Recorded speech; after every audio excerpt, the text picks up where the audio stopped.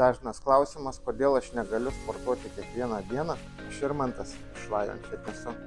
Tai kodėl negaliu sportuoti aš kiekvieną dieną? Skirtingas raumenų grupės, tai ką, negaliu? Atsimink, skirtingas raumenų grupės tai yra gerai, bet tu pamiršai vieną dalyką, tokį kaip pervargimą, persportavimą. Tu gali sportuoti kiekvieną dieną, bet kažin kiek tu laiko tai patimsi.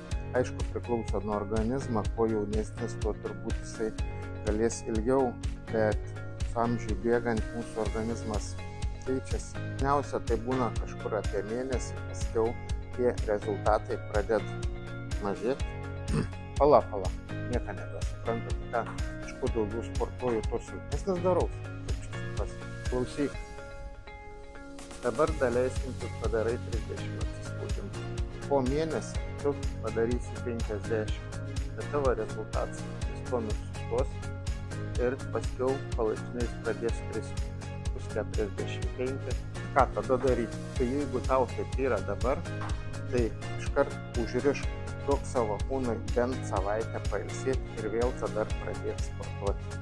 Pailsėk, kaip reikiant, išsimiegok, gerai pavalgyti ir paskiau vėl 3 kartus per savaitę treniruotės.